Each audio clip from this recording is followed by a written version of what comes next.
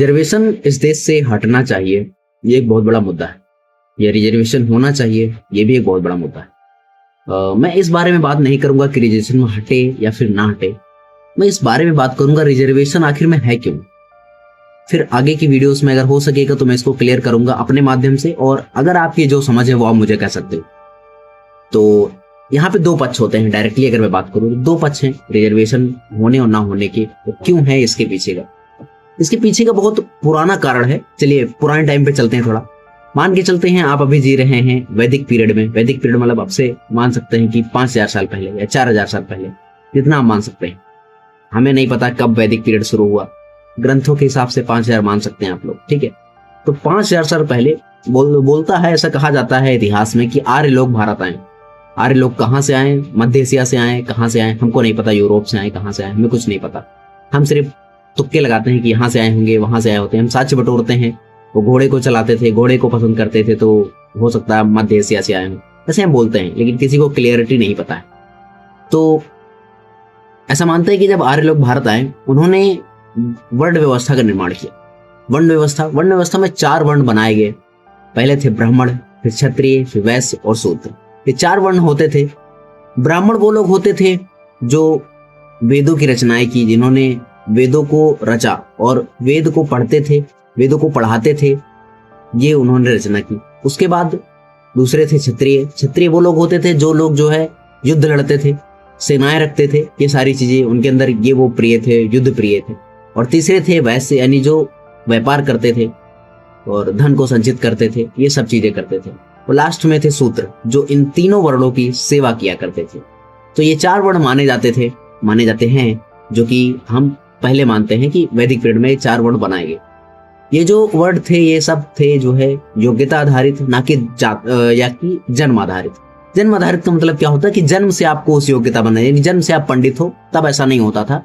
तब ऐसा माना जाता था कि तब जो है योग्यता आधारित कोई व्यक्ति होता है। यानी अगर कोई व्यक्ति के अंदर तलवार चलाने का गुण है तो ब्राह्मण समाज में भी अगर जन्म लिया है तो वो जो है क्षत्रिय कहलाएगा, ना कि वो जो है ब्राह्मण कहलाएगा। तो ये होता था पहले, कह सकते हो कि योग्यता आधारित वर्ण व्यवस्था पद्धति। लेकिन धीरे धीरे समय बीता, गुप्ता काल, पहले मौर्य पीरियड आया, फिर गुप्ता काल आया, और धीरे धीरे करके ऐसे वर्ण व्यवस्था आगे बढ़ती गई। लेकिन जैसे जैसे वर्ण व्यवस्था आगे बढ़ी, वैसे वैसे वर्ण व्यवस्था जो है उत्तर वैदिक काल में मान लेते हैं कि यह व्यवस्था जो है वो जन्म आधारित हो गई। जन्म आधारित का मतलब क्या हो गया कि अब कोई अगर ब्राह्मण है तो उसका बेटा भी ब्राह्मण होगा। कहने का मतलब राजा का बेटा राजा होगा, ना कि राजा और कोई होगा। तो ये हो गई वर्ण व्यवस्था जन्म आधारित, और ये बनती है भेदभाव का कारण, यानी डिस्क्रिमिनेशन का कारण। और इसी के कारण आज का रिजर्वेशन है। थोड़ा और आगे बढ़ते, जब वर्ण व्यवस्था धीरे धीरे नहीं चल पाई, इसमें और सब डिवीजन किया गया, जिससे बनाया गया जाति। यानी जाति किस चीज का डिवीजन है? जाति डिवीजन है इस चीज का कि कौन कौन सा काम करेगा, इसका डिवीजन है कि जाति क्या है। फॉर एग्जाम्पल, मैं अपनी जाति का एग्जाम्पल देता हूँ। मेरी जाति है सैनी, यानी मैं हूँ माली। माली मतलब जो फूल माला बेचता है, माला बनाता है, बुग्गे बनाता है, ये सब बेचता है, भगवान को अर्पित करने वाले जो लोग होते हैं वो उसे खरीदते हैं। ये मेरा प्रोफेशन होना चाहिए। बट मैं एक टीचर हूँ, यानी मेरे अंदर जो प्रॉपर्टी है वो है क्या सी? वो है ब्राह्मण होने की। बट मैं हूँ क्या? मैं तो एक सैनी हूँ, यानी माली हूँ। तो ये मेरी जाति आधारित एक प्रॉपर्टी है कि मैं जो है, मैंने योग्यता है कि मैं एक टीचर बन सकता हूँ, इसलिए मैं बच्चों को पढ़ाता हूँ। लेकिन आज के समय में जाति आधारित व्यवसाय करना थोड़ा मुश्किल है, क्योंकि अलग अलग जाति के लोग अलग अलग तरीके के व्यवसाय करते हैं। जरूरी नहीं कि वर्मा बीज भंडार की दुकान ही खोले, जरूरी नहीं मोची का बेटा मोची ही करे, जरूरी नहीं कि जो है अलग अलग तरीके के जाति के लोग अलग अलग तरीके से काम करें। हाँ, ये भी हो सकता है कि वो लोग अपनी जाति में काम करके खुश हैं, लेकिन अगर उनको अपनी जाति में रहकर इस चीज की भावना हीन आने लगे, कि वो हीन भावना आती कि मैं इस जाति का हूं तो मेरी भावना ही हीन होनी चाहिए, मैं गंदा व्यक्ति हूं, मैं गलत व्यक्ति हूं, तो ये डिस्क्रिमिनेशन का कारण बनता है।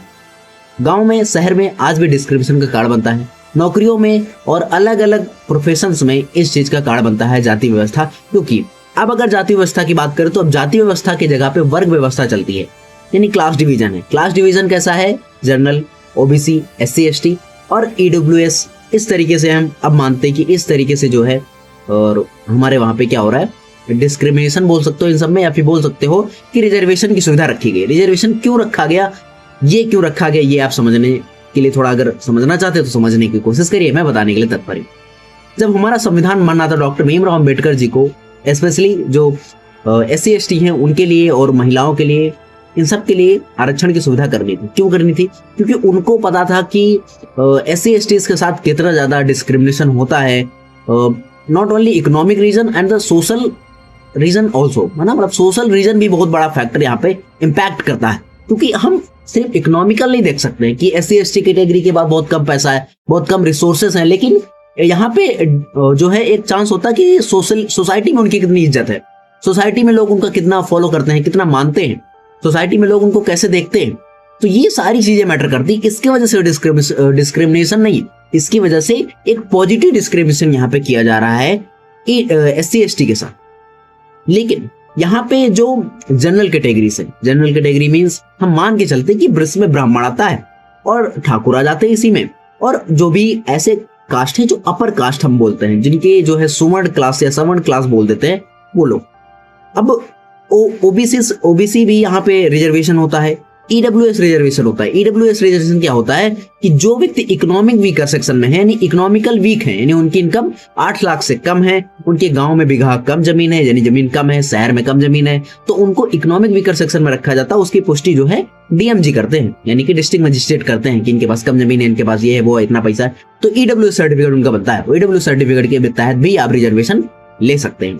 तो ये भी एक तरीका है। लेकिन रिजर्वेशन किसके लिए नुकसानदायक है ये भी जानना जरूरी है। मैंने रिजर्वेशन का इतिहास बताया है, अब रिजर्वेशन के बारे में थोड़ा समझ लेते हैं, किसके लिए जरूरी है, किसके लिए जरूरी है। देखिए, reservation SC/ST OBC economic weaker section के लिए बहुत इंपॉर्टेंट है, क्योंकि ये उनको एक पॉजिटिव डिस्क्रिमिनेशन या पॉजिटिव इंक्रीमेंट देता है कि वो आगे बढ़े।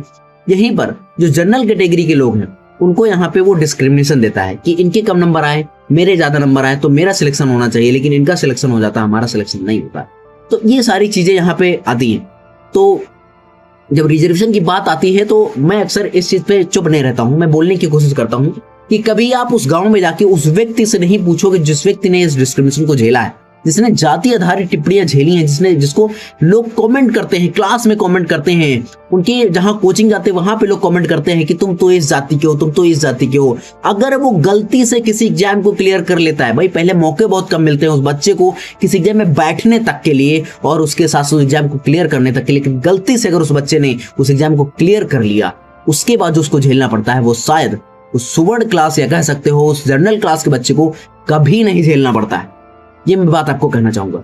सवर्ण क्लास के बच्चे गोरे भी होते हैं और मेरे जैसे काले भी होते हैं, ओबीसी के लोग, लेकिन SC/ST काले लोग होते हैं, ज्यादातर, सब नहीं होते।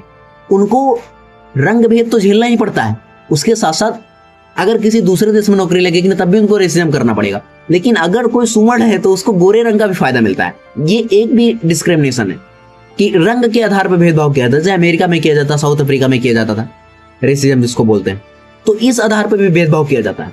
लेकिन यहाँ पे समझने वाली बात क्या कि जाति आधारित भेदभाव हम जो जनरल के साथ कर रहे हैं वो क्या सही है? तो मेरे हिसाब से सही है। क्यों सही है? क्योंकि इसके लिए इसको इतिहास में मैंने बताया ना कि इतिहास में ब्राह्मण को ही पढ़ने का मौका दिया गया। अगर कोई कहे कोई SC/ST को पढ़ने का मौका दिया गया, हाँ, यहाँ पे बहुत से लोगों ने टिप्पणियां देखी कि अम्बेडकर जी को कहते हैं कि अम्बेडकर जी को पढ़ाया कौन? किसी ब्राह्मण ने तो पढ़ाया। पढ़ाया किसने, कैसे पढ़ाया, ये भी तो देखो। आज भी बहुत सारे बच्चे जो कि SC/ST से बिलोंग करते हैं वो लोग भी तो पढ़ रहे हैं, लेकिन एक बार उनकी कंडीशन तो देखिए आप, वो कैसे पढ़ रहे हैं, किस स्कूल में जाके वो पढ़ते हैं। वो गवर्नमेंट स्कूल में जाके पढ़ते हैं। गवर्नमेंट स्कूल की एजुकेशन की हालत हम सब से छिपी नहीं हुई है, वी नो दैट, हमें वह पता है कि वहां पे क्या होता है। इसलिए हमें अगर इस बात को देखना चाहिए कि जो डिस्क्रिमिनेशन, जो मतलब रिजर्वेशन मिल रहा है वो सही है नहीं मिल रहा, मतलब वो कितना किसको मिल रहा है। फॉर एग्जांपल मैं अगर बात करूं कि SC/ST में किसी को रिजर्वेशन मिल रहा है तो उसकी 2 पीढ़ी, 3 पीढ़ी, 4 पीढ़ी तक मिलना चाहिए, ठीक।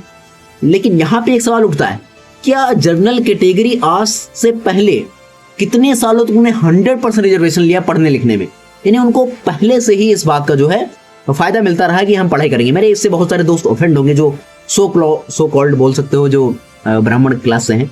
ऑफेंड नहीं होना भाई, है ना, इस चीज़ों को ध्यान से समझना है ना, पढ़ना है। बहुत सारी बुक मैंने पढ़ रखी है, इसकी वजह से थोड़ा बहुत नॉलेज मैं आपको बताने की कोशिश कर रहा हूँ।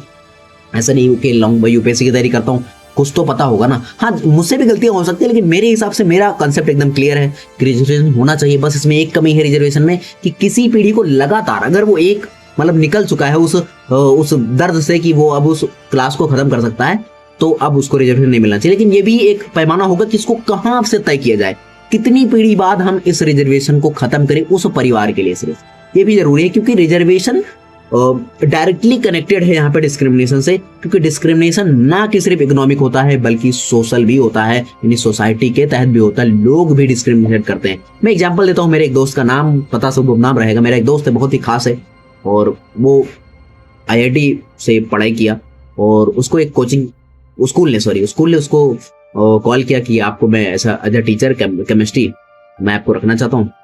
तो उसने भी कहा ठीक है चलिए मैं देखता हूँ। तो वो वहां गया, इंटरव्यू वगैरह मतलब जो डेमो वगैरह देना था, तो सब कुछ ठीक था, सब कुछ एकदम फर्स्ट क्लास था, सब कुछ एकदम पास हो गया। लेकिन लास्ट में उन्होंने पता क्या बोला कि तुम SC कैटेगरी से हो तो हम तुमको नहीं रख सकते।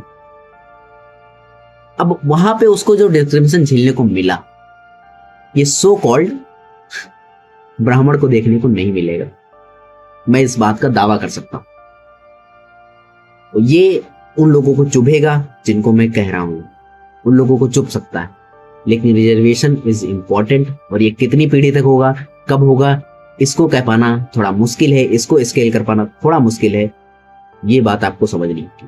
तो आई होप आपको ये वीडियो पसंद आई होगी। बहुत से लोगों को बुरा लग गया होगा, तो लगने तो मुझे फर्क नहीं पड़ता है कि आप क्या सोचते हैं मेरे बारे में, बट मैं क्या सोचता हूँ लोगों के बारे में, दिस इज द इम्पोर्टेंट। अगर हमारे देश में कोई वीक है, कमजोर है, तो हम उसके बारे में सोचें, ना कि कोई बहुत ज्यादा स्ट्रांग है उसको और ज्यादा स्ट्रांग करने के बारे में सोचें। हम सबको एक स्किल पे ला दें, उसके बाद हम कर सकते हैं। हाँ, इस पे एक और टिप्पणी आती, मैं एंड करने वाला था वीडियो को, कि हम ऐसा क्यों ना करें कि SC ST को भी जो है उसी लाइन पे लाके खड़ा कर दे कि उतनी ही तैयारी उसको मिले, उतने ही रिसोर्सेज उसको मिले, उसको उतनी तैयारी मिले। लेकिन बात यहाँ पे सिर्फ उस तैयारी की नहीं है, बात यहाँ पे सोसाइटी की है, सोशल रिफॉर्म की है, जो धीरे धीरे आता है, एकदम से नहीं आता है। समाज को बदलने में बहुत समय लगता है, इसलिए जब तक सोसाइटी नहीं बदलती है तब तक हमें इंतजार करना होगा इस रिजर्वेशन को खत्म करने के लिए। तो आई होप आपको ये वीडियो पसंद आई होगी। अगर वीडियो पसंद आई तो प्लीज लाइक कर देना, कमेंट करना, शेयर करना। चैनल पर नए हो तो सब्सक्राइब जरूर कर लेना, और कमेंट में कोई भी भड़ास निकालनी हो तो बिल्कुल निकालो, मैं रिप्लाई आपका देने के लिए बिल्कुल रेडी हूँ। तर्क वितर्क करने में बहुत थोड़ा आगे तो निकलने की कोशिश कर रहा हूँ। जय हिंद, जय भारत।